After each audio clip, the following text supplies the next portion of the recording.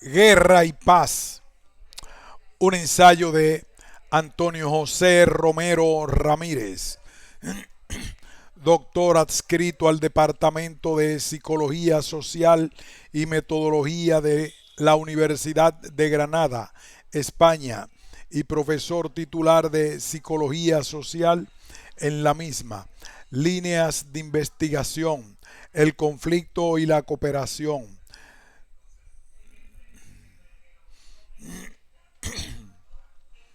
Resumen.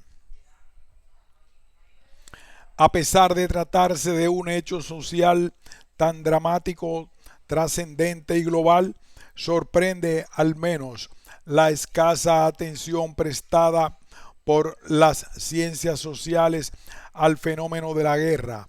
Sin embargo, la comprensión cabal de su naturaleza e incluso el conocimiento certero de las verdaderas posibilidades de la paz van a requerir especialmente un enfoque interdisciplinario.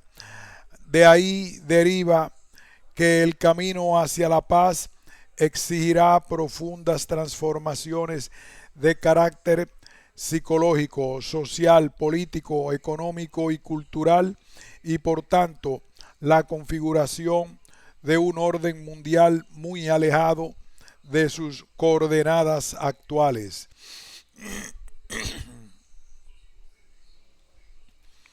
El fenómeno de la guerra se encuentra indisolublemente ligado al devenir histórico, ya que desde tiempos remotos el ser humano la ha interiorizado, entrando a formar parte de su identidad, es decir, de la manera en la que éste piensa, percibe, siente y concibe la realidad. Las guerras se iniciarían así en las mentes de los individuos. No obstante, la guerra atenta contra la vida y la organización social, reemplaza el orden civil por normas y estándares militares y no solo implica la muerte de las personas, sino también la pérdida de su autonomía. La guerra va a representar, en definitiva, un estrepitoso fracaso de la razón y la civilización moderna. Por ello, se trataría de un fenómeno social total, ya que suele implicar la suspensión del Estado de Derecho y en consecuencia de ciertos derechos de ciudadanía, la transformación de la actividad económica desde un modelo civil y consumista a otro de economía de guerra, haciendo sufrir así a la mayoría de la población innumerables penurias y calamidades. La captación militar de civiles de todas las actividades a costa de importantes pérdidas económicas para los abducidos o alistados. La alteración profunda de las pautas sexuales convencionales tanto de los soldados como de la propia población civil afectada, hasta el extremo de llegar a utilizar la violación como otra arma de guerra más. La recompensa simbólica y material de las valientes hazañas de guerra realizadas, que en tiempos de paz no serían otra cosa que simples crímenes. En esta misma línea, Ignacio Martín Baró, un año antes de ser asesinado junto a un grupo de compañeros jesuitas de la Universidad de El Salvador por un escuadrón de la muerte de ese país, el batallón Atlacaltl, escribía en las páginas de la revista de Psicología de El Salvador que la guerra, por su propia dinámica, tiende a convertirse en el fenómeno más englobante de la realidad de un país, el proceso dominante al que tienen que supeditarse los demás procesos sociales, económicos, políticos y culturales, y que de manera directa o indirecta afecta a todos los miembros de una sociedad. Más adelante, vuelve a atinar valiente y honestamente cuando afirma que las personas que se van formando en este contexto de guerra van a asumir como connatural el desprecio por la vida humana, la ley del más fuerte como criterio social y la corrupción como el estilo de vida, precipitando así un grave círculo vicioso que entiende a perpetuar la guerra tanto objetiva como subjetivamente. De otro lado, a pesar de su aparente eternidad, numerosos y distintos pensadores y tradiciones intelectuales pusieron toda su fe, empeño y esfuerzo en contribuir a la creación de un mundo de paz donde no tuviese sentido esa máxima expresión de la barbarie que es la guerra. Así, la Ilustración creyó que la felicidad general de la humanidad sería alcanzable mediante la razón, el crecimiento económico y el conocimiento científico. Kant y Rousseau confiaban asimismo en la razón y en la bondad innata del ser humano. Adam Smith también mostró su optimismo al considerar que la industrialización evitaría que unas naciones tuviesen que guerrear contra otras para mejorar sus condiciones materiales. Sin embargo, la guerra a secas para Sorokin y específicamente la guerra de clases para Marx van a determinar el cambio social. Y por último, el liberalismo pretendió exorcizar al monstruo de la violencia a través del mercado pacificador, atemperador de pasiones, de guerra.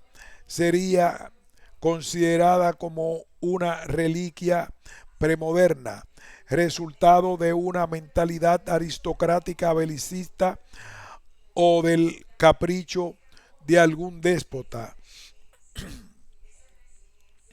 Pero las disputas nacionalistas de comienzos del siglo XX en la Europa occidental darán lugar a dos guerras mundiales y a la remitologización de la violencia, echando por tierra no solo el discurso pacifista, sino también el sueño de una civilización moderna, regresando peligrosamente a la barbarie.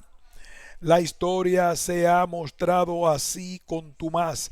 La guerra y la violencia siguen formando parte de la modernidad y no solo de su prehistoria.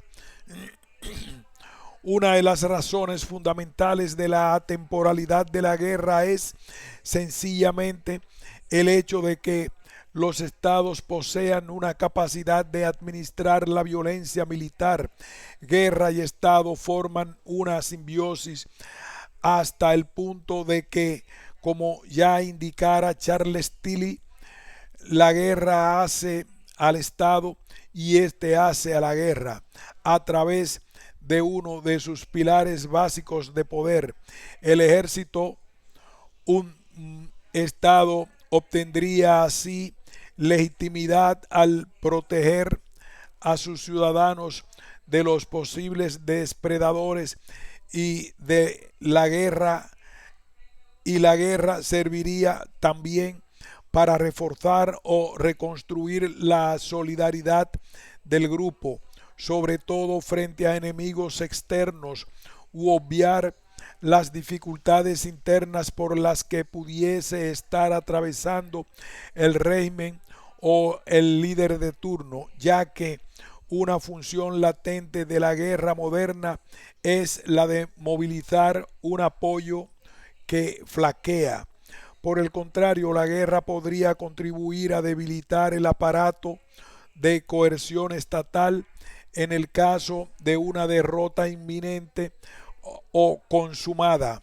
De cualquier manera, aunque los sucesos que precipitan el estallido de la guerra son muy variados, el conflicto bélico suele suceder cuando los estados o los colectivos entran en disputa y sus desacuerdos no pueden manejarse fructíferamente mediante la negociación, el pacto o la diplomacia. Así, un país puede ir a la guerra por su deseo de controlar el territorio o los recursos naturales de otro y o como el resultado de enfrentamientos políticos, ideológicos, religiosos o étnicos.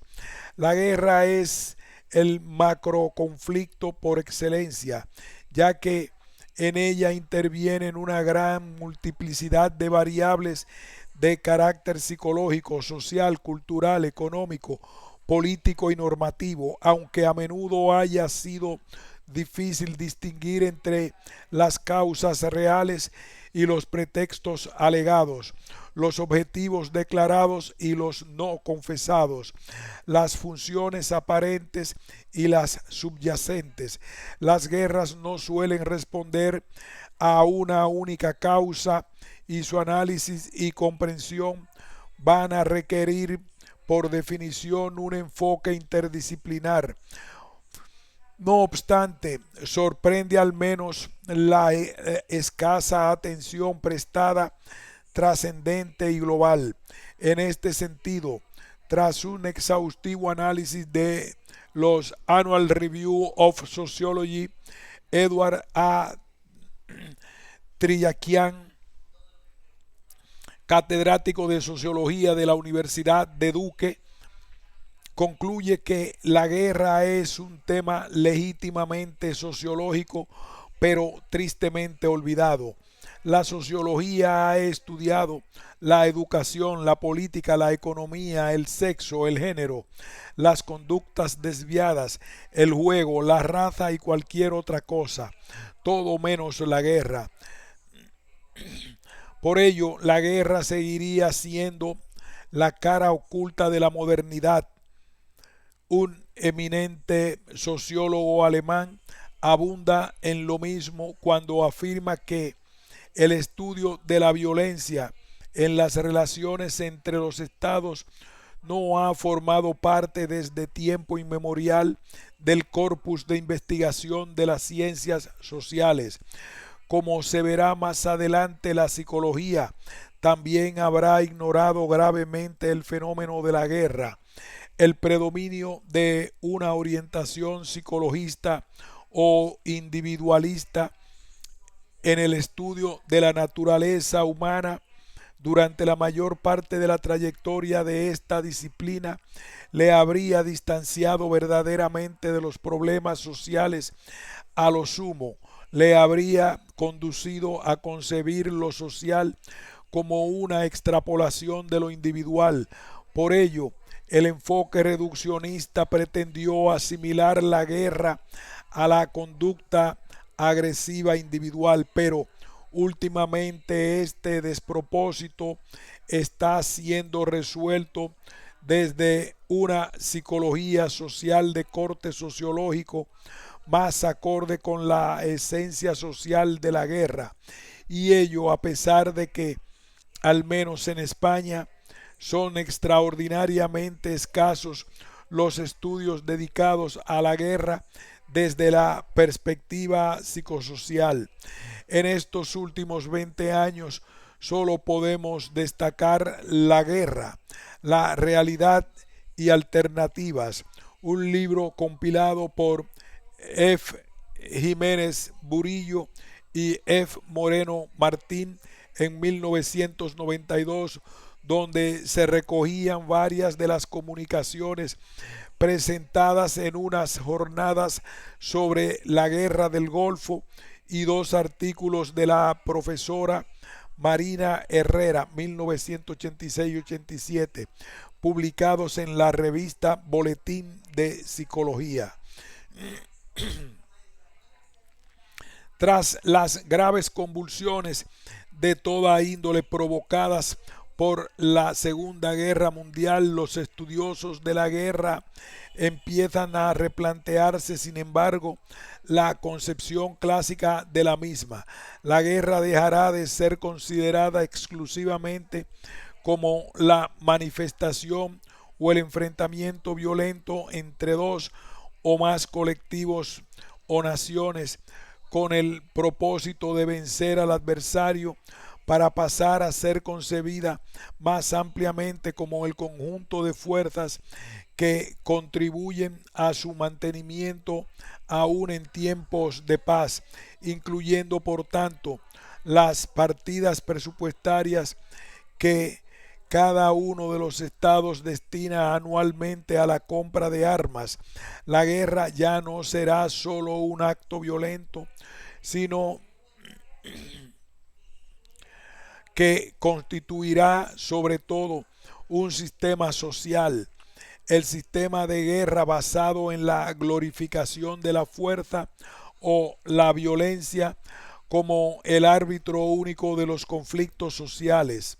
Dicha institucionalización de la guerra es lo que permite la persistencia de las ideas que la sustentan, las normas que la regulan, las colectividades que la protagonizan y los modos de actuar de cada uno de los bandos en los períodos en los que la guerra no se manifiesta abiertamente, es decir, mientras no se dan combates y no se producen en consecuencia muertes o destrucción. Los conflictos armados van a presuponer, por tanto, la existencia de al menos dos grupos hostiles, el uso prioritario de la fuerza, cierta continuidad en los enfrentamientos y un nivel de organización por ambas partes. La guerra va a representar en definitiva una confrontación de intereses sociales que acuden a las armas como recurso para dirimir sus diferencias. Lo que cuenta ya no es la fuerza de la razón, sino la razón de la fuerza, de su poder militar, de su capacidad de golpear y destruir al contrario. Podría afirmarse sin miedo a equivocarnos que la muerte, el hambre, la pobreza y la destrucción representan de manera universal el espacio semántico de la guerra, pero no es así. Sorprendentemente, cuando se trata de la política, la economía, el poder, la carrera armamentista, ello se puso de manifiesto en un estudio de Wagner, Elebajarrieta y Valencia en 1994 sobre las representaciones sociales de la guerra y la paz en España y Nicaragua. Es decir, un país que carecía de una experiencia cercana de guerra y otro que acababa de vivirla y aún sufría sus consecuencias. Los primeros términos formaban parte del núcleo estable de las representaciones sociales de la guerra, pero no los segundos, y ello no deja de ser funcional para los objetivos del establishment, más interesado obviamente en esta aldea global de la que hablaba McCullough, en seguir focalizando la atención de la opinión pública sobre las consecuencias que en las causas de la guerra. Tradicionalmente, el protagonismo político y económico de un país en la escena internacional ha venido derivando, por otro lado, de su poderío militar. Sin embargo, es a partir de la Segunda Guerra Mundial cuando, sobre todo en el mundo occidental, la seguridad y la importancia de un país empiezan a definirse por referencia a algo más que las armas o su territorio, adquiriendo mucho más trascendencia la situación económica, la estabilidad y la legitimidad política y psicológica. Buenos ejemplos de ello son dos de las economías más pujantes del planeta, Alemania y Japón, que tras ser vencidas en dicha conflagración mundial, pudieron dedicar todos sus esfuerzos a su desarrollo económico y social al quedar enormemente limitada su capacidad militar. Asimismo, la paz armada propiciada por la política de equilibrio del terror y de la disuasión nuclear,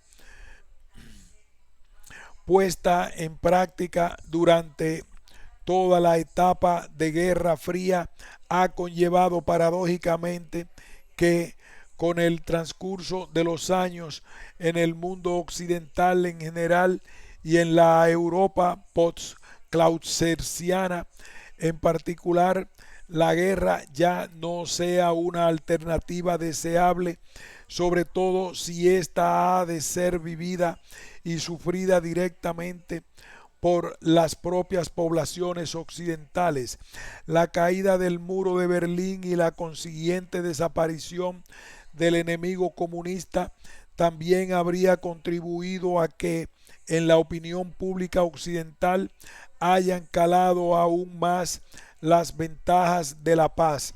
Además, la moral pragmática característica de este capitalismo global, tendente a valorar las intervenciones armadas en términos de costos y beneficios, estaría inhibiendo la implicación del mundo occidental en conflictos por razones humanitarias, tal y como sucedió en Ruanda en 1994, pero no evita, por el contrario, la intervención directa de las grandes potencias occidentales en aquellos otros escenarios conflictivos donde prevén preservar sus intereses, como ocurrió en la Guerra del Golfo y viene sucediendo en la actualidad en estos nuevos episodios de la Guerra de Irak. Este tipo de moralidad viene caracterizando sobre todo la política exterior norteamericana en aquellas zonas conflictivas del planeta. En este sentido, el nuevo orden mundial instaurado tras el final de la Guerra Fría no estaría evitando que, al menos puro estilo imperialista, Estados Unidos, como única superpotencia global superviviente, siga interviniendo aún directamente en aquellos lugares donde trata de preservar sus intereses por la fuerza o simplemente se empeñan en garantizar su hegemonía. Eso sí, siempre y cuando la guerra acontezca lejos de su territorio.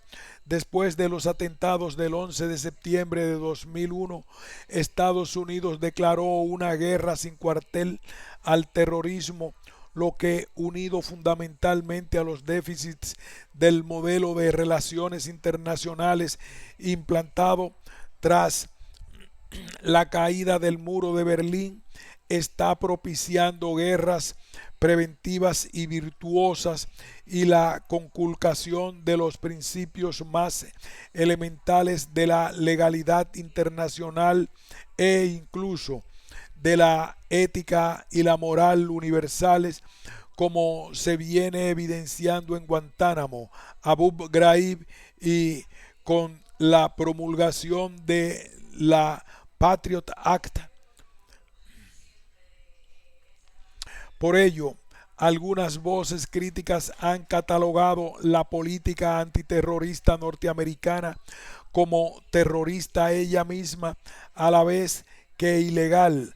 Hoy más que nunca parece evidente que el desarrollo futuro de cualquier guerra va a depender de este complejo entramado de intereses interdependientes de quienes conforman la red MIME-NET, Military Industrial Media Entertainment Network, véase Derian, es decir, los militares, la industria armamentista, los medios de comunicación y la imaginación de Hollywood, cuyas ventajas previsibles serían la escasez de crítica interna para los gobiernos lucrativos, índices de audiencia para los medios de comunicación e infoentretenimiento para el público prácticamente del militarismo deportivo.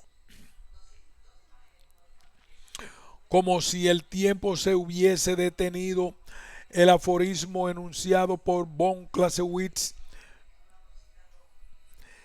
sigue estando, por desgracia, plenamente vigente en la guerra, que sigue siendo una continuación de la política por otros medios. En definitiva, tras rastrear y señalar las concepciones más destacadas, la naturaleza básica, la evolución histórica más actual y el significado y la utilidad de la guerra, nos resta hacer la exposición de las visiones llevadas a cabo por las ciencias sociales sobre este fenómeno, de la que van a derivar una serie de medidas favorables al desarrollo de una cultura de la paz, fundamentalmente por razones de unidad temática y claridad expositiva. Hemos encuadrado las principales orientaciones teóricas sobre la guerra en tres grandes perspectivas: psicológica, antropológica y socioeconómica, para pasar después a exponer las dimensiones psicológicas y su relación con aquellas, y finalizar nuestro relato con la psicología de la paz y unas conclusiones. De este modo hemos pretendido presentar una visión de lo más cabal posible del fenómeno de la guerra, acorde con la complejidad y globalidad de la misma y el enfoque interdisciplinar que debería guiar su análisis e interpretación. Perspectivas teóricas sobre la guerra. La temática de la guerra ha sido abordada fundamentalmente desde tres grandes orientaciones: psicológica, antropológica y socioeconómica. Perspectiva psicológica. La psicología existe en dos grandes enfoques sobre la guerra: la reduccionista y el psicológico. El enfoque reduccionista, por su parte, trata de explicar la guerra en términos de instintos, impulsos, agresividad, raza o disposiciones diversas. Dicho enfoque es compartido por la perspectiva innatista, que englobaría tanto al psicoanálisis freudiano como a la etología, así como por el conductismo y el cognitivismo, es decir, por una serie de escuelas de pensamiento muy alejadas entre sí en cuanto a los mecanismos explicativos a los que recurren, pero que coinciden, sin embargo, en la adopción de un punto de vista psicologista o individualista sobre el comportamiento humano,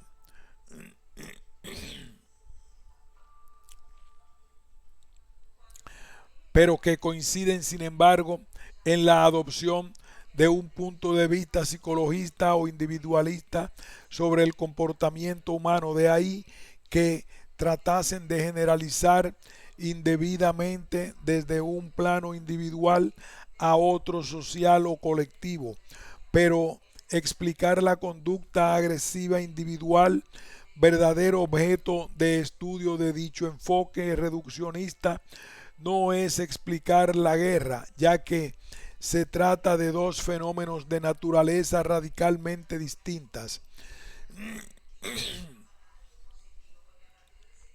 Fue así como la perspectiva innatista concibió la guerra como el resultado de dos de los elementos naturalmente irracionales y destructivos de la naturaleza humana. La agresividad sería producto de una serie de mecanismos internos genéticos, biológicos o pulsionales instintivos, pero en modo alguno de la influencia del aprendizaje o de factores de carácter sociocultural o situacional. Particularmente Freud, en su segunda teoría de los instintos, postulaba la existencia de un instinto de muerte o destrucción que tendería a convertir lo animado en inanimado. El hombre sería un ser instintivamente agresivo y por ello habría de ser controlado represivamente por la cultura. La guerra no sería más que la expresión de nuestro deseo inconsciente de destrucción. En palabras de Freud, en nuestro inconsciente somos como el hombre primitivo, simplemente una banda de asesinos. En septiembre de 1932, poco antes de la ascensión de los nazis al poder, Freud respondió por carta a Albert Einstein acerca de sus interpretaciones sobre qué podría hacerse para defender a los hombres de los estragos de la guerra. En este intercambio epistolar entre ambas personalidades excepcionales, conocido como Warren Craig, ¿por qué la guerra? Freud afirma que la cohesión comunitaria deriva fundamentalmente de la compulsión de la violencia y la ligazón de sentimientos, proceso de identificación entre los miembros de una comunidad. En psicología de las masas y análisis del yo, indica que la transformación de la masa es reducida al proceso de identificación con el líder, que evoca en la historia individual la identificación infantil con el padre y en la historia de la humanidad la identificación de la horda primitiva con el caudillo. Desde su doctrina mitológica de las pulsiones haya una vía indirecta para combatir la guerra. Si una aquiescencia hacia la guerra implica un desbordamiento de la pulsión de destrucción, lo natural sería apelar a su contrario, al eros, ya que todo lo que facilite la ligazón de sentimientos entre los hombres ejercería al mismo tiempo un efecto contrario a la guerra. Dicho lazo sentimental puede ser de dos clases: vínculos parecidos a los que se desarrollan con un objeto amoroso, aunque sin metas sexuales, y la identificación que vendría provocada por todo aquello que favorezca relaciones comunitarias sustanciales entre los hombres. En definitiva, ya que la guerra sería producto de la agresividad transformada de los individuos, todo lo que promueva la cultura actuaría en contra de la guerra.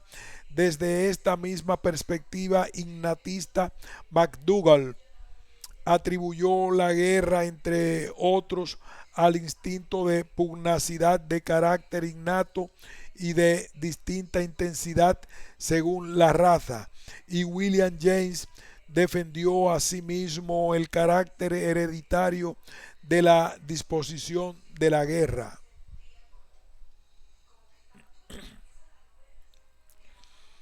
Desde la etiología, Konrad Lorenz propone un modelo hidráulico de la agresividad según el cual apenas sería necesaria la existencia de un estímulo previo para elicitar la respuesta agresiva, sino que Una vez acumulada la energía precisa, un mínimo estímulo sería suficiente para provocar la descarga del impulso agresivo, pudiendo darse también la descarga espontánea de dicho impulso sin ese estímulo previo que lo elicitase.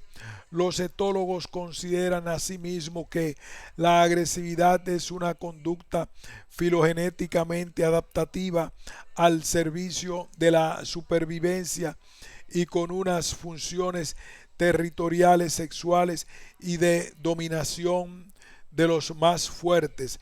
Además, si la agresividad es consustancial con la naturaleza humana, se trataría de aceptarla como algo inevitable y de reconducirla hacia metas y objetivos no destructivos. En este sentido, Lorenz propuso canalizar la agresividad hacia objetos sustitutivos, actividad física, deporte, etc. Fomentar el conocimiento personal entre los individuos pertenecientes a grupos de intereses e ideologías enfrentadas, así como dirigir la agresividad hacia fines y valores deseados por la humanidad. Lorenz consideraba que una estrategia inteligente para canalizar la agresividad entre dos naciones rivales sería enfrentarlas en competencias deportivas, por ejemplo, los Juegos Olímpicos. En suma, en el planteamiento de los etólogos subyace la acumulación del concepto aristotélico de catarsis, ya que presumiblemente la descarga controlada de los impulsos agresivos a través de diversos mecanismos aliviaría y purgaría la tensión del sujeto, devolviéndolo al menos temporalmente relativamente pacífico. Por otro lado, el conductismo, fundamentalmente a través de las teorías de la frustración, agresión y del aprendizaje social, considera que la agresividad se aprende como cualquier otra conducta más. Si para los innatistas la agresividad estaría programada biológicamente para el conductismo, sin embargo, el hombre ha de ser entrenado para matar, y por su parte, el cognitivismo concibe el conflicto social y especialmente la guerra como el resultado de una serie de percepciones distorsionadas entre los estados-nación que estarían motivadas en la mayoría de los casos por unos sistemas de creencias y unos valores culturales significativamente distintos, dado que unos y otros conductistas y cognitivistas coinciden en que la agresividad es aprendida, deberían adoptarse en consecuencia las siguientes medidas: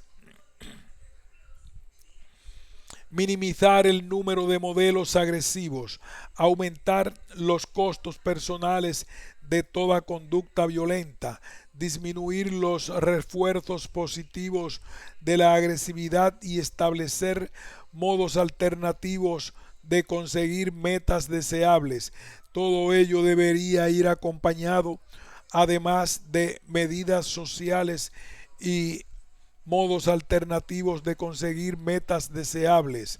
Todo ello debería ir acompañado además de medidas sociales y políticas de intervención en la familia, la escuela y los medios de comunicación, pero, como venimos indicando, concebir la agresividad como una constante humana no dice mucho de lo que sucede en una guerra. Sería preciso concebir la agresividad como una constante humana que no dice mucho de lo que sucede en una guerra.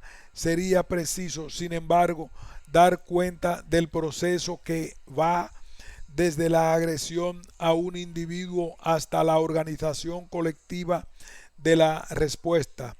Este es precisamente el objetivo primordial del enfoque psicosociológico de la guerra.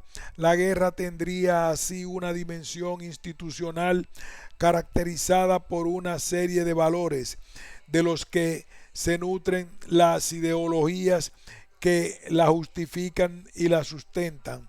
La guerra no podría ser entendida, además, sin la existencia de grupos ligados por algunas o varias características: raza, religión, clase social, intereses diversos, etcétera, y sobre todo sin una incompatibilidad real o percibida entre esos grupos. Lo que en definitiva define a la guerra es la caracterización del contrario como enemigo. Ello va a conllevar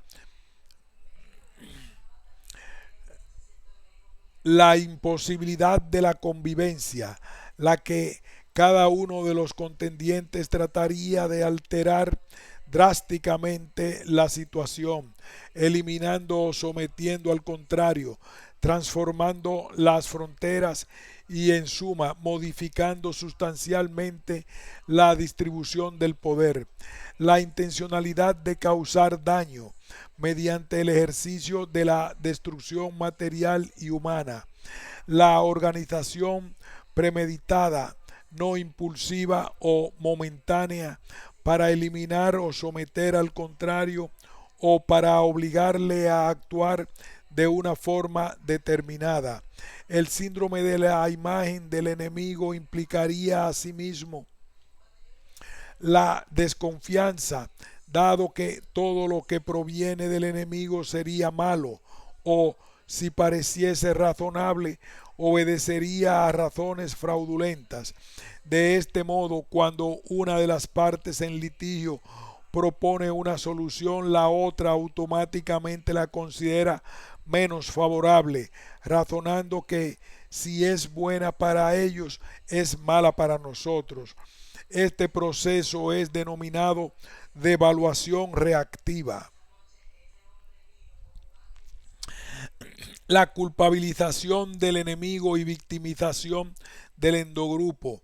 Aquel sería el único responsable de las tensiones existentes y tendría la culpa de todo lo que es negativo en las circunstancias presentes.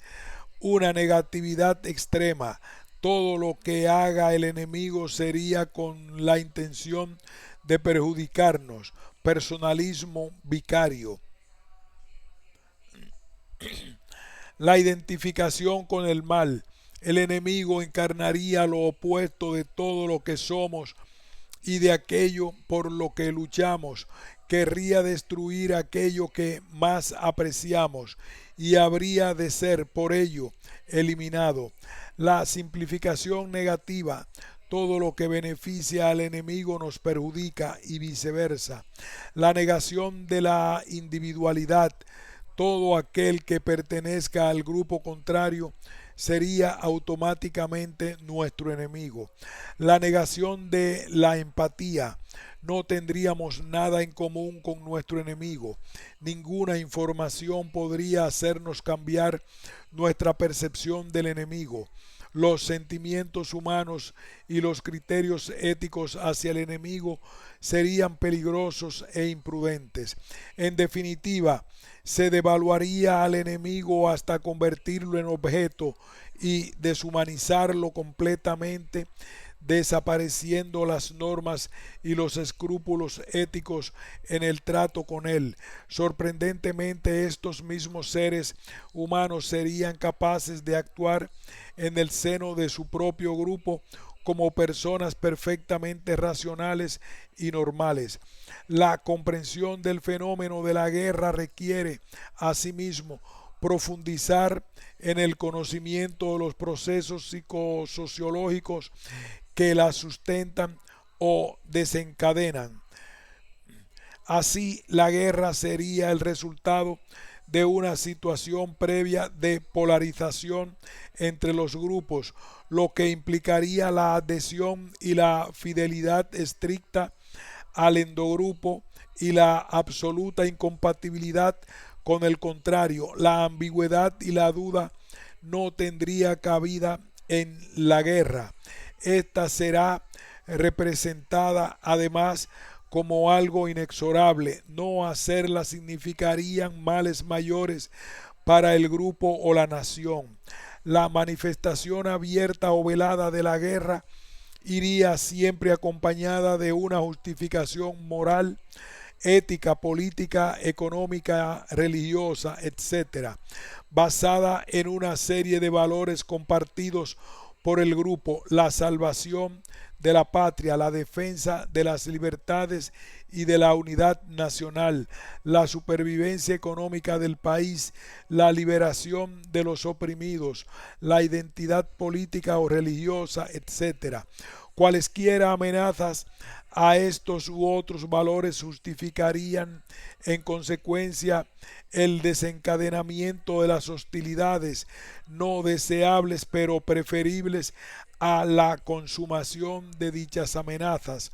Finalmente, los individuos acabarían por comprometerse ideológica y activamente en el desarrollo del conflicto. La institucionalización de la guerra y su arraigo en el entramado social tendrían lugar asimismo a través de la socialización bélica, un proceso de carácter evolutivo universal presente tanto en los países en guerra como en los que no lo están. En definitiva, la persistencia de la guerra a lo largo de la historia de la humanidad sería explicable por la forma en la que ha sido transmitida de generación en generación a través del proceso de socialización, su naturaleza institucional, su funcionalidad y la vinculación de sus valores fundamentales con algunas necesidades humanas básicas, tales como la supervivencia física y la integridad social o moral de los individuos. Al contrario, lo que dictamina el enfoque reduccionista no sería su agresividad lo que induce a los individuos a la guerra, sino su vinculación con el grupo que entra en conflicto y las normas que le rodean. Oponerse a la guerra sería hacerlo en su dimensión institucional y no limitarse únicamente a su manifestación final. Perspectiva antropológica. Los antropólogos son quienes más han destacado el papel que desempeñan las diferencias culturales en la aparición de los conflictos bélicos. De este modo, partiendo del supuesto de que todos los miembros de una determinada sociedad comparten unas mismas características culturales, las guerras serían el resultado de los distintos sistemas de valores culturales existentes entre los estados-nación. Una de las cuestiones más relevantes planteada por los antropólogos es la de determinar si la conducta bélica tendría un carácter universal, centrándose sobre todo en sociedades tribales. Algunos antropólogos han constatado que existen pueblos o tribus pacíficas que mantienen una clara ética de paz y nunca han disputado, por tanto, una guerra. En este sentido, Montagu, tras analizar las pautas del conflicto existentes en 7 sociedades de pequeña dimensión, llegó a la conclusión de que los bajos niveles de la conflictividad detectados se debían a que los niños tenían múltiples tutores afectuosos, quienes les prestaban además una continua vigilancia. La diferenciación de géneros y la tensión sexual eran bajas y el compartir con los demás era socialmente muy valorado. Estas sociedades carecían asimismo de modelos de personas hiperagresivas y por último, las imágenes internas de los demás solían ser de apoyo, de confianza, de cooperación, de ayuda. Los estudios antropológicos señalan asimismo que en las sociedades primitivas de cazadores y recolectores, las guerras cumplían una función de adaptación al medio al haber entrado en competencia por recursos tales como las tierras y bosques, de los que dependería su oferta de alimentos. La escasez de estos recursos habría sido debida a su agotamiento, a la creciente densidad de población o a una combinación de ambos factores. Los grupos locales se enfrentarían así periódicamente ante la perspectiva de tener que reducir su tasa de crecimiento poblacional o su nivel de consumo de recursos. Reducir sus poblaciones sería costoso en sí mismo, dado que no dispondrían de unos métodos de anticoncepción y aborto adecuados, y la reducción en la cantidad y calidad de los recursos alteraría la salud y el vigor de la población, provocando un número mayor de muertes por desnutrición, hambre y enfermedad, y vidas cortas, pobres y horribles para todos. Por ello, la guerra sería una alternativa atractiva. Perspectiva socioeconómica. Si bien es cierto que entre la pobreza, la desigualdad y el recurso a las armas hay más una correlación que una relación causal, la dinámica de las relaciones internacionales predominantes tras el final de la Segunda Guerra Mundial y la localización de la inmensa mayoría de los conflictos bélicos en el tercer mundo han evidenciado una íntima conexión entre el grado de desarrollo económico, social y político de un país y la guerra. Ello nos haría albergar la esperanza, sin embargo, de que el desarrollo económico y la estabilidad sociopolítica derivada suprimiría por sí solo algunas de las causas fundamentales de la guerra. Cuando la vida dejara de ser repugnante, brutal y breve, el recurso a la fuerza no tendría cabida en el tercer mundo. Existen, por otro lado, distintas visiones de la relación establecida entre el imperialismo y la guerra, conservadora, liberal, marxista y la del complejo militar industrial. La teoría realista constituye el análisis político más destacado de esta situación desde la perspectiva conservadora, surgida en la década de 1940 en los países anglosajones bajo la rúbrica de teoría de las relaciones internacionales, ha versado esencialmente sobre la problemática de la guerra y los conflictos, y no solo ha adquirido una gran importancia en el ámbito académico, sino también en la práctica, ya que viene orientando la diplomacia estadounidense desde finales de la Segunda Guerra Mundial hasta nuestros días. Algunos de los autores más relevantes de esta corriente de pensamiento son Hans Morgenthau, Arnold Wolfers, Raymond Aron, desde el campo de la ciencia política, Edward H. Carr, desde el campo histórico y por último, un periodista conocido en psicología social por su definición del concepto de estereotipo, Walter Lippmann. Con el ánimo de explicar la guerra, esta teoría sitúa el conflicto en el centro de las relaciones internacionales. Los conflictos y las guerras constituirían el resultado de un estado de desorden institucional, específicamente de las contradicciones ineluctables entre las aspiraciones estatales irreconciliables. Esta situación vendría favorecida por un modelo de relaciones internacionales caracterizado por la inexistencia de una autoridad común y de un gobierno central que disponga de medios de coerción. A ello contribuiría además la gran heterogeneidad del sistema de relaciones internacionales.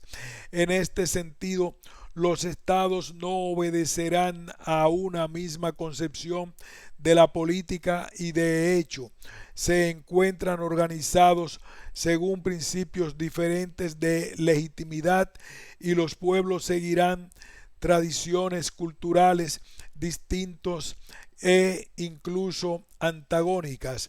La política exterior de los estados será a veces inconstante, sobre todo cuando se vea sometida a los avatares y fluctuaciones de gobiernos democráticos, y en consecuencia la paz y la guerra constituirán dos realidades que alternan su protagonismo en el ámbito de las relaciones interestatales. Los autores realistas han acomodado así el principio de Hobbes relativo a la sociedad civil al campo de las relaciones internacionales. Si un poder capaz de inspirar miedo, Sin un poder capaz de inspirar miedo, el hombre vivirá en estado de guerra.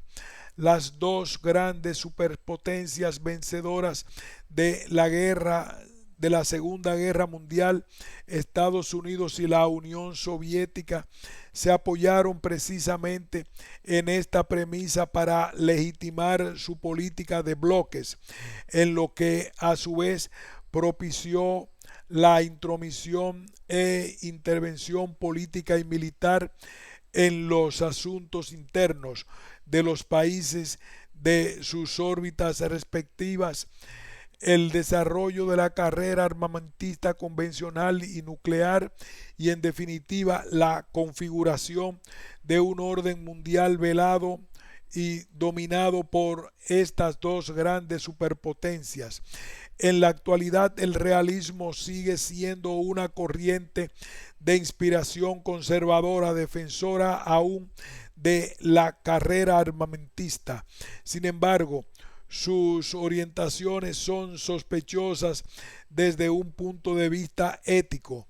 En este sentido, al considerar los criterios de la moral individual, no son aplicables a los círculos dirigentes.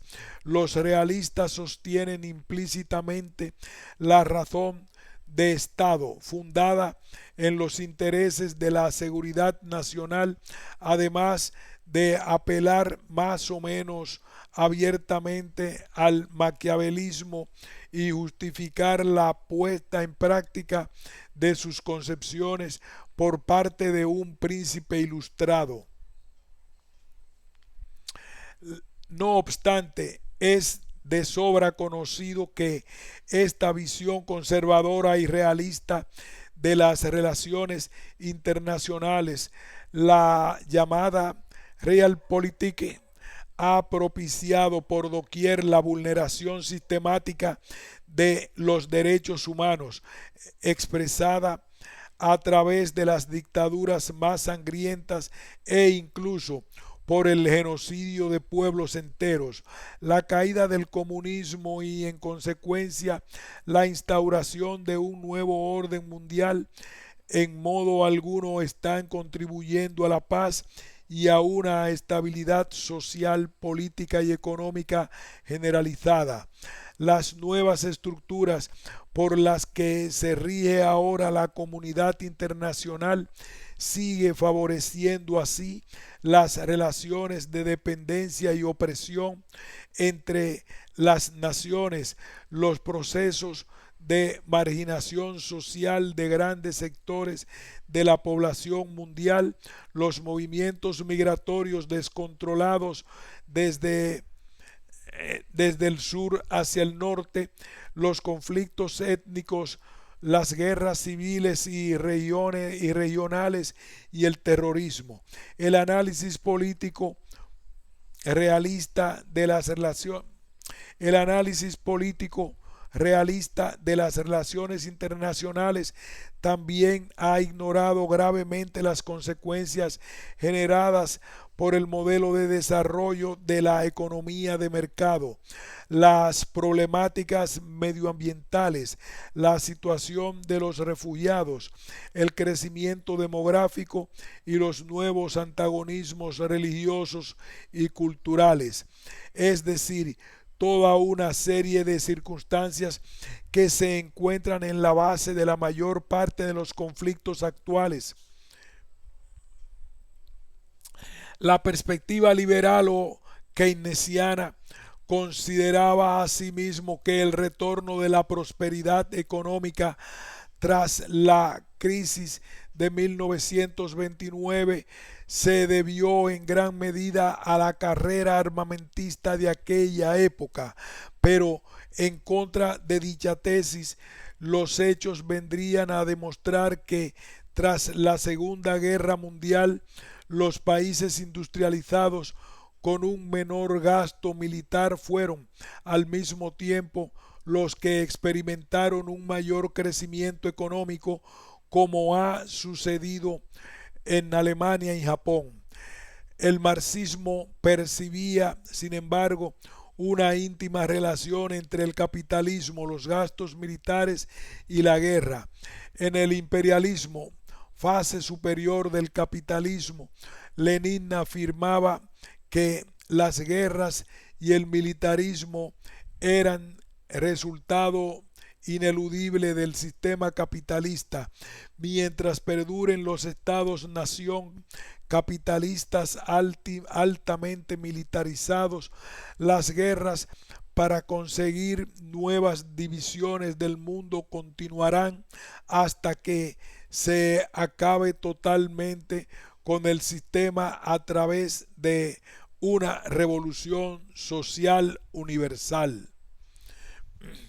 Partiendo de una nueva concepción del imperialismo moderno, los teóricos del complejo militar industrial destacaron por último el hecho de que frente a una mayor independencia política, el imperialismo de nuestros días se caracteriza por mantener una fuerte dependencia económica. En este sentido, la escuela de armas y líderes políticos y militares movidos por fuertes intereses económicos, políticos y militares promoverán relaciones antagónicas entre las naciones y fomentarán la guerra con el fin de dar salida a la potente industria que gira en torno a la fabricación de armas. Muestra de ello es el billón de dólares norteamericanos gastado en armas tan solo en 1989 en todo el planeta, cifra que equivalía por un lado al Producto Nacional Bruto de los 41 países más pobres del mundo, es decir, a la producción de 3.000 millones de personas y por otro al 6% de la producción total mundial. El 80% de las exportaciones de dichas armas fueron destinadas al tercer mundo, las cuales serían vendidas en su mayoría por orden de importancia por 4 de los 5 miembros permanentes del Consejo de Seguridad de la ONU: Estados Unidos, la antigua Unión Soviética, Francia y Gran Bretaña. El organismo, según el mito, responsable de mantener la paz mundial en el año 2000 ya desaparecido el enemigo comunista, el 88.6% de la venta de armas en todo el planeta corrió a cargo de estos mismos países mencionados, además de Alemania y los Países Bajos.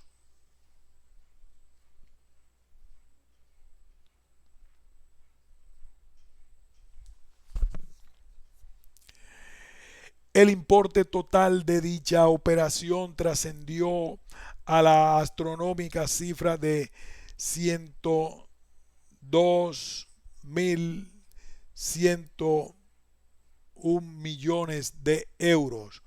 Los principales compradores fueron, por orden de importancia, Taiwán, Arabia Saudita, Turquía, Corea del Sur, China e India, es decir, países donde se vulneran habitual y sistemáticamente los derechos humanos, que se encuentran en un estado de conflicto permanente por diversas causas o que representan simplemente y llanamente algunas de las dictaduras más abyectas de la actualidad. En lugar de atender las innumerables necesidades de toda índole de sus respectivas poblaciones, estos 6 países gastaron en la compra de armas la friolera de 41.100 millones de euros. El mantenimiento de una economía de guerra en Estados Unidos estaría motivado asimismo por el deseo de preservar su papel de gendarme mundial, ya que la hegemonía norteamericana no deriva de su ejemplo como país, de su mejor técnica o su mayor estatura moral, sino solo de su potencia militar. El tercer mundo se ha convertido así en el escenario prioritario de la guerra y de todas sus miserias asociadas. En este sentido, más de 160 de los 170 conflictos de importancia acaecidos tras la Segunda Guerra Mundial han tenido lugar en el tercer mundo. Un tercio de estos países se ha visto envuelto en guerras y casi la mitad en insurrecciones. Ello les ha supuesto unos 25 millones de muertos y 75 millones de heridos, siendo la gran mayoría de ellos civiles. Aunque la multiplicidad de causas y su interconexión hagan difícil todo intento de clasificación en el tercer mundo, se han dado fundamentalmente 3 tipos de conflictos globales, regionales e internos. A, primera, a la primera categoría pertenecen los conflictos de la descolonización, los que fueron el resultado de la proyección al sur del conflicto este-oeste, y aquellos otros en los que se inmiscuyen las grandes potencias.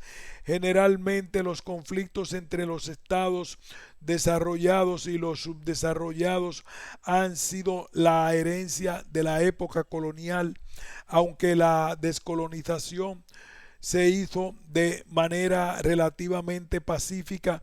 Hubo algunos casos en los que las potencias coloniales trataron de perpetuar su presencia a toda costa. Los más sobresalientes fueron la guerra de Indochina y la de Argelia. El equilibrio nuclear y la disuasión entre grandes superpotencias vencedoras de la Segunda Guerra Mundial conllevaron el desplazamiento de su rivalidad a la periferia del sistema internacional, al tercer mundo.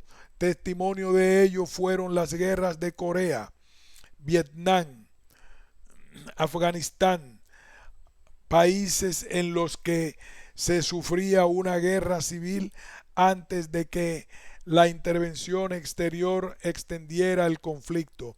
A la modalidad del conflicto regional por lo general han correspondido los conflictos clásicos entre dos estados, los intentos de hegemonía de algunas potencias locales sobre sus áreas de influencia y los conflictos irredentistas. El más frecuente de ellos durante la segunda mitad del siglo XX fue el conflicto clásico, generado en la mayoría de las ocasiones por las discrepancias entre dos estados en el trazado de sus fronteras, unidas a otra serie de guerras clásicas. Fueron el conflicto árabe-israelí y las guerras de Irak-Irán. En otros casos, el foco del conflicto ha estado motivado por la aparición de potencias regionales con una vocación expansionista, así basándose en presuntas razones históricas o apoyándose en el peso que les confería la extensión de su territorio, la importancia de su población o simplemente la voluntad expresa de un líder autoritario. Algunos estados se sintieron tentados a practicar una política de liderazgo regional sirviéndose de la fuerza. Este fue el caso de la Guerra del Golfo a principios de la década de 1990 y recién caído el muro de Berlín, un conflicto que después acabaría por internacionalizarse. Los conflictos por motivos irredentistas han sido, sin embargo, los menos habituales.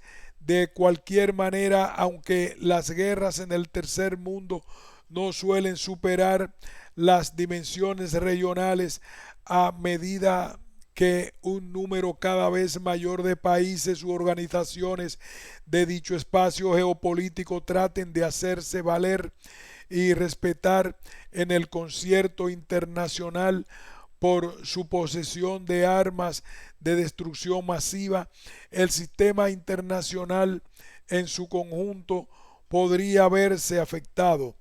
Muestra de ello podría ser la reciente crisis desatada en torno a las aspiraciones iraníes de poseer capacidad nuclear o las gravísimas consecuencias de cara a la estabilidad y la seguridad mundial que podría seguir representando la actuación transnacional del terrorismo fundamentalista islámico. Los conflictos internos de un Estado son, por último, los más numerosos, los más mortíferos y a veces los más largos. Tras la Segunda Guerra Mundial, el tercer mundo ha sufrido 73 guerras internas de importancia. Las más destacadas de ellas acaecieron en Nigeria, Etiopía, Sudán, Chad, Líbano, Ruanda. Este tipo de conflictos ha estado motivado fundamentalmente por el trazado arbitrario de fronteras durante la época colonial y su imposición posterior. Las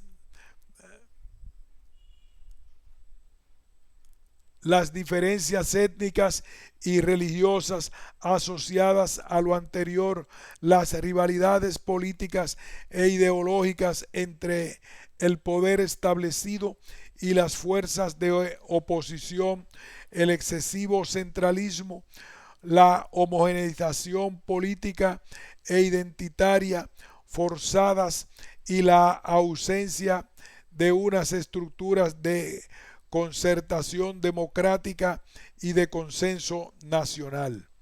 En definitiva, muchas razones para pensar que Por desgracia, la guerra seguirá estando presente en el tercer mundo, ya que la aparición de nuevos nacionalismos agresivos, los problemas étnicos y religiosos avivados por vecinos o enemigos, la tremenda distribución desigual de los recursos, la falta de solidez de los equilibrios regionales de poder, la carencia de libertades políticas e individuales y el estado de corrupción casi generalizado de dichas sociedades se unirían. Además, la avidez y la falta de escrúpulos del mundo occidental por seguir fomentando el negocio de la venta de armas y los déficits del modelo de reacciones internacionales vigente que, como se viene evidenciando, es de un marcado tinte imperialista. Por ello, será improbable el reinado de la paz, la justicia y la libertad a escala global. Principales dimensiones psicológicas. A la hora de analizar los procesos psicológicos que subyacen en las relaciones conflictivas entre los estados-nación, hemos de considerar tres dimensiones básicas: motivacional, cognitiva y las estrategias de toma de decisiones. En la actualidad ya no se cree que la agresividad sea un motivo fundamental que conduce a la guerra. En este sentido, White consideraba que la agresividad comparada con los motivos de poder y el miedo no sería la causa primordial de la guerra. Así, si se analizan las características del sistema de guerra vigente, existen argumentos suficientes para considerar que el miedo ante un primer ataque por parte del enemigo sería un motivo más importante para explicar el estallido de una guerra que la supuesta agresividad o ira de quienes han de tomar dicha decisión. El análisis histórico de guerras acaecidas durante el siglo XX pone de manifiesto asimismo que éstas no fueron el resultado de una reacción agresiva descontrolada, sino del miedo a parecer débil e indeciso, del miedo a sufrir un ataque con éxito por parte del enemigo si no se atacaba primero, o del miedo a que se produjese un cambio en el balance de poder y el país se encontrase en clara desventaja. En consecuencia, el miedo a la respuesta ante la percepción de una amenaza o ataque externo y el poder entendido como la competencia internacional para el ejercicio del dominio sobre los otros y la búsqueda del prestigio nacional suelen ser los dos motivos fundamentales que conducen a las guerras, aunque el miedo a recibir represalias con armas atómicas refrenara asimismo las ansias belicistas de las dos grandes superpotencias durante toda la etapa de la Guerra Fría. Esta serie de motivos suele aumentar el nivel de cohesión y los sentimientos nacionalistas de los ciudadanos, provocando a su vez un fuerte etnocentrismo caracterizado por la exaltación de los valores nacionales y el rechazo de todo lo que provenga del exterior y pueda perturbar dicho sistema de valores. Como hemos indicado antes, la actitud etnocentrista favorecería asimismo el desarrollo de percepciones distorsionadas sobre las verdaderas intenciones de otros países.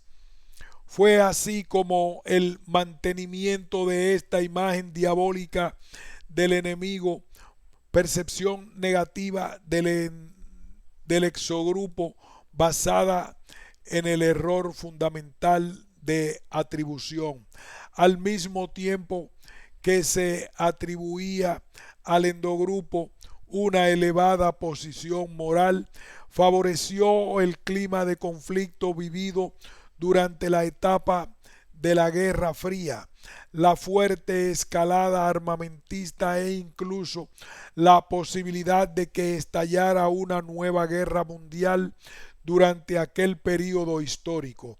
El etnocentrismo, el miedo y el deseo de poder pueden incidir por último en el proceso de toma de decisiones de iniciar o participar en una guerra. En este sentido, frente a los modelos racionales que consideran al ser humano como un procesador ideal de la información, cuando éste analiza y valora las opciones de que dispone en función de la relación costos-beneficios y elige en consecuencia la alternativa de la que espera obtener una máxima utilidad. Se encuentra la teoría perceptiva, que hará un especial hincapié en la capacidad subjetiva de los seres humanos a la hora de interpretar el mundo que les rodea. Es así como la política exterior de una nación no se dirige al mundo exterior en sí mismo, sino a la imagen simplificada del mundo que poseen quienes toman las decisiones políticas. En situaciones de crisis, sobre todo las élites políticas deben analizar grandes cantidades de información ambigua e inconsistente con una gran premura de tiempo, lo cual conduciría a vivir momentos de estrés que acabarán por repercutir negativamente en el procesamiento de la información, aumentando así tanto la probabilidad de hacer caso omiso de una buena parte de las interpretaciones alternativas de los sucesos, como de analizar los posibles resultados del conflicto en términos absolutos, victoria o derrota, e incrementando en consecuencia la tendencia a tomar decisiones demasiado arriesgadas. Hacia una psicología de la paz. Es indudable que las guerras, la violencia, la muerte, la destrucción constituyen, por desgracia, parte de la realidad cotidiana, pero también es cierto que, sobre todo desde hace algunas décadas, la búsqueda y conservación de la paz se han convertido en una de las grandes aspiraciones del hombre actual. Muestra de ello es la atención prestada por el mundo académico a dicha temática. Así, en Estados Unidos, más de 200 universidades ofrecen en la actualidad programas de estudios sobre la paz.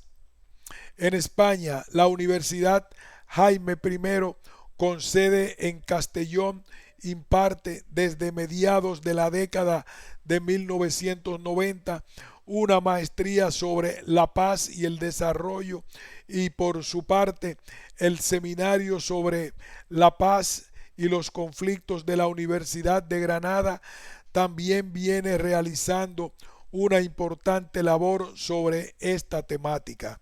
Es evidente que el estudio de la paz ha de hacerse desde una perspectiva interdisciplinar que recoja las aportaciones de los distintos campos científicos como la ciencia política, la economía, la historia, la antropología, la sociología y la psicología. Las aportaciones de esta última provienen sobre todo de áreas como psicología clínica, la psicología evolutiva, la psicología social, pero a pesar de que la American Psychological Association ha creado una nueva sección dedicada a la psicología de la paz, aún no existe una especialidad profesional concreta, sino que distintas personas han intentado aplicar sus conocimientos específicos a la promoción de la paz. Concretamente, los psicólogos sociales se han interesado por el estudio de las diversas temáticas que giran en torno a la paz, tales como las distintas estrategias de resolución de conflictos, las actitudes hacia la violencia y la percepción de las armas nucleares, los procesos de toma de decisiones gubernamentales y los factores que inducen al pacifismo. Así pues, la psicología podría desempeñar un gran papel en la educación y promoción de la paz mediante la enseñanza de habilidades de comunicación y negociación entre los individuos y grupos, y la evaluación de aquellas circunstancias bajo las cuales se debería recurrir al empleo de las fuerzas armadas, así como a su control. La educación para la paz debe concienciar asimismo al ciudadano en la intrínseca relación existente entre la paz, la dinámica de las relaciones económicas y políticas internacionales, la justicia y el desarrollo social. La educación para la paz es heredera, por otro lado, de un legado histórico amplio, plural y sugerente que podría ser estructurado en 4 grandes etapas. Así, tras la Primera Guerra Mundial, surgió el movimiento de la Escuela Nueva, cuyas miradas iban dirigidas hacia la escuela como instrumento fundamental para evitar el mal de la guerra.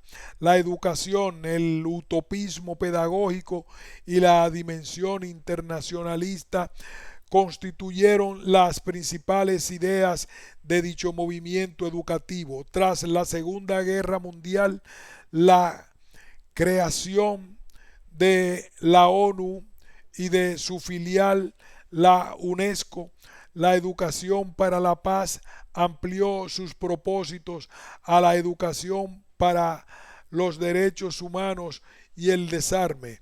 Más adelante, influida por el movimiento de la no violencia, la educación para la paz destacó además en la búsqueda de la verdad y la libertad a través de la autonomía y afirmación personal, la íntima conexión entre medios y fines y el afrontamiento de los conflictos de manera no violenta, lo que podría conducir a la desobediencia ante aquellas situaciones que engendrasen injusticia. Finalmente, ya en la década de 1960, el nacimiento de la denominada investigación para la paz va a conllevar la revisión y reformulación del concepto de paz hasta entonces vigente, el desarrollo de la teoría gandhiana del conflicto y por influencia de las ideas pedagógicas de Paulo Freire, la educación para el desarrollo.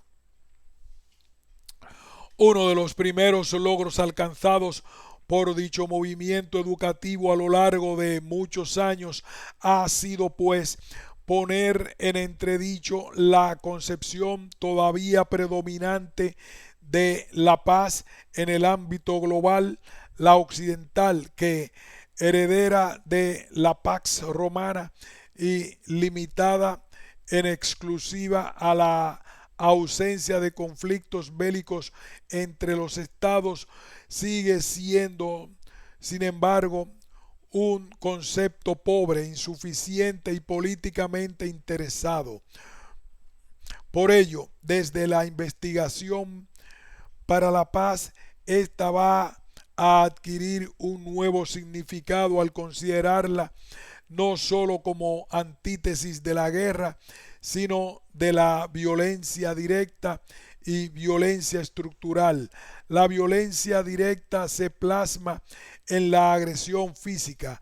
La estructural va a trascender las manifestaciones físicas concretas de la agresividad y sería inherente a las estructuras sociales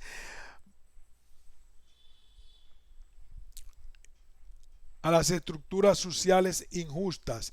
Llamar paz a una situación en la que imperan la pobreza, la represión y la alienación sería una panoplia del concepto de paz. La cultura podría ser utilizada asimismo para legitimar tanto la violencia estructural como la directa. Este tercer tipo, denominado por Galtung violencia cultural, suele estar integrado por sentimientos, actitudes, concepciones sobre el mundo y representaciones sociales diversas. En este sentido, Valencia y colaboradores llevaron a cabo un estudio en el País Vasco, España, tratando de averiguar qué aspectos de la violencia cultural pueden encontrarse en las concepciones sobre la paz en función de la pertenencia grupal. De modo que en el País Vasco predominarían dos nociones básicas de la paz, la minimalista y la maximalista revolucionaria. La primera es mantenida por quienes adoptan una identidad españolista y consiste en equiparar la paz con la ausencia de guerra, siendo partícipes además de mantener un status quo al no permitir la necesidad de cambios de las estructuras del sistema, mediante la ley y el orden y el uso, en su caso, de la fuerza.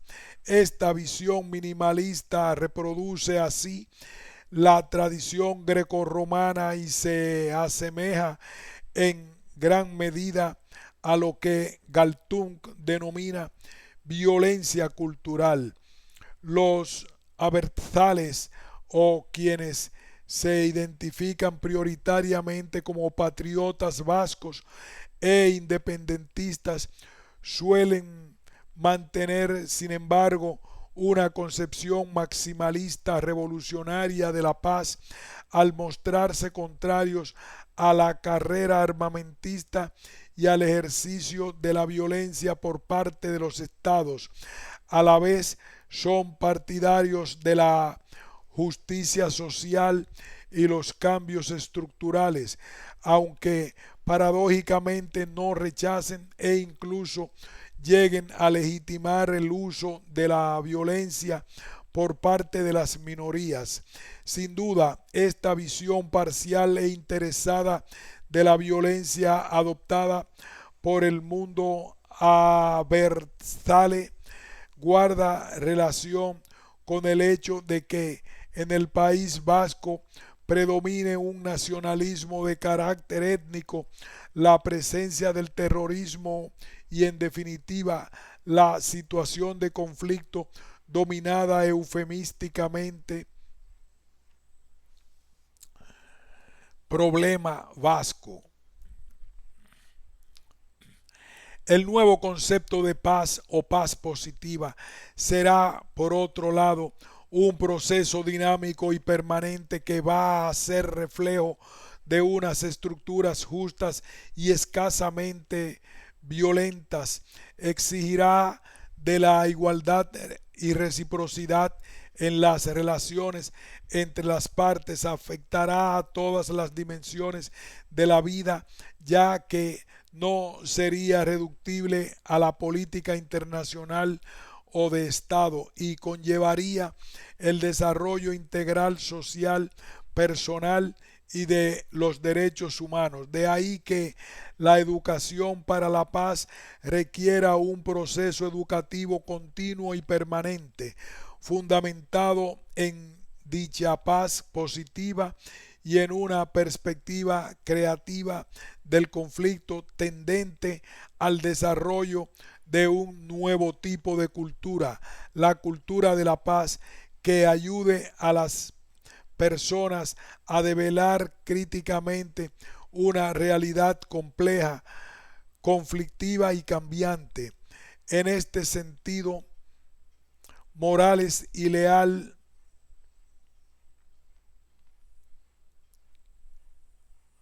tratan de mostrar los niveles de paz existentes en España a través de una serie de índices tales como las estrategias de resolución de conflictos no violentas, la igualdad entre los géneros, la cohesión social, la participación democrática, la disponibilidad de información libre y abierta, los derechos humanos, el desarrollo igualitario sostenible y la seguridad internacional.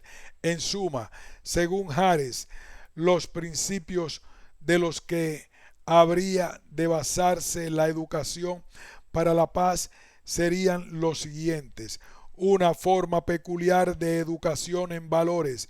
La educación para la paz debe hacerse desde y para unos valores determinados, tales como la justicia, la cooperación, la solidaridad y el desarrollo de la libertad y autonomía personal, al mismo tiempo, a la vez que se cuestionan aquellos otros valores contrarios a la cultura de la paz, la discriminación, la intolerancia, el etnocentrismo, la obediencia ciega, la falta de solidaridad y el conformismo.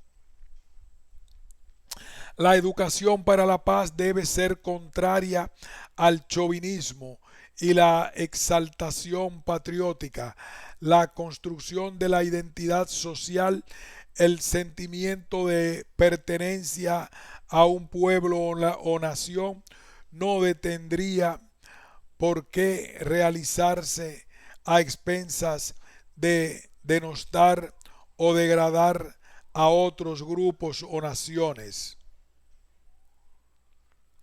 Educar para la paz sería hacerlo para la acción. La educación para la paz debe hacerse desde una perspectiva holística, capaz de transmitir un sentido cabal y crítico de las diversas problemáticas internacionales y que apueste inequívocamente por la defensa de los derechos humanos, el multiculturalismo, el desarme, el desarrollo económico y social y las estrategias de resolución de conflictos no violentas. Conclusiones. Todavía hoy la guerra sigue formando parte, sobre todo, de la realidad cotidiana de la gran mayoría de la población mundial, es decir, de aquella que es alienada por el sistema político y económico vigente internacionalmente y habita en el tercer mundo.